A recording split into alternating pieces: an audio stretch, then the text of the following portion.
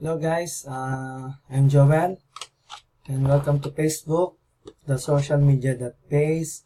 Okay, today tuturo ko sa inyo kung paano mag-sign up, no? Okay, bali ito yung magiging access nyo para makapasok kayo sa system. Okay, so lagay nyo lang usually yung pangalan nyo, no? Okay, halimbawa lang to, no? Okay, ito siya yung name niya. Okay. Enter nyo lang yung name, full name. Then username,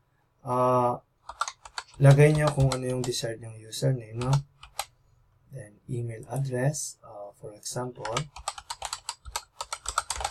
So, yan yung email ko, no? Okay, email niya. Then mobile number, example. So, desired password, example. Okay. Then confirm password. Mga usualing ginagawa lang yan, no? Dito sa desired pin, for example, 1, 2, 3, 4, 5, 6, no? Gawa kayo ng 6-digit number. Okay. So, itong pin na to, pwede nyo siyang palitan hanggang 3 times lang kasi may bayad na po siya kapag napalitan nyo. So, i-maintain nyo yung pin nyo. Okay? Send kung sa palagay nyo nakuha nung iba. Kasi, yung pin na yan po yung gagamitin nyo sa pag-transfer ng codes. And then, ng withdraw ng pera sa payouts. Ano po? Okay. Then, makikita nyo dito sa Facebook official, didelete nyo po yan. Aalisin nyo siya. Then, ilalagay nyo kung sino yung sponsor nyo. For example, ako po, no? Akin po siya. Okay. Or, hihingin, kung bago ka dito sa Facebook, hihingin mo kung sino yung nag-introduce sa'yo ng system na to, no? Okay. May bibigay siyang code sa'yo.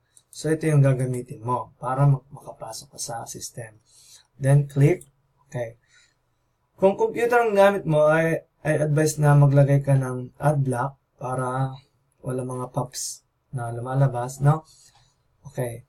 Pero kung cellphone naman ang gamit mo, download mo yung AdBlock browser or Puffin browser para sa mga Apple, sa iPhone. Then, so yan na, no? Okay, sign up. Kung napag-sign up na siya, so papasok na siya dun sa account kung sino ang nasa upline niya, nasa taas na. So, sign in. Example. Okay. So, once na nag-sign in ka, meron ka ditong 300 pesos. No? Makukuha mo agad dyan. Okay. So, ito yung account ng bagong pumasok, no? Okay. So, labas tayo dito. Then, mag-login naman tayo doon sa account ko mismo. So, ito po yung account ko. Okay. Actually, 2 days pa lang po, 2 weeks. 2 weeks po. 2 weeks pa lang ako dito. February 27 na po ngayon. So, last Wednesday, ako po ay nag-register. Then, within a week, nagkaroon po ako ng 4,100. Then, kahapon po, ako po ay nagkaroon ng 7,100, no? Then, today po, kumita po ako ng okay, 200.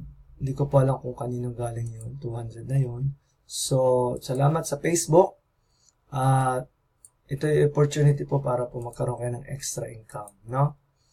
Okay, hindi po siya scam kasi kumikita po ako, no?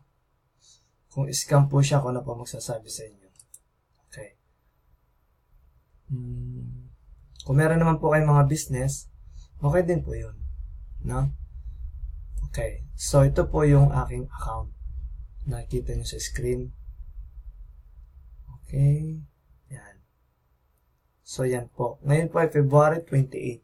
Nasaan yung aking, para makita po ninyo yung date. Okay. Ito po. Kita niyo po ba? Sorry. February 28. Yan po. Yun po yung date ngayon, no? Okay. So, thank you. And so, ayun po yung bagong account. Then, kapag nag-subscribe po kayo sa kanya, doon po sa subscriber, lalabas po yung pangalan. Eko po. Ito po yun. Ito po yung pangalan nung nag-subscribe. No? Kayo po yung nag-sign up. Papasok po yung pangalan nyo doon sa inilagay nyong sponsor. Doon sa Facebook official na dinilit nyo. Tawag po doon na sponsor. So, guys, congratulations and happy networking. Thank you po.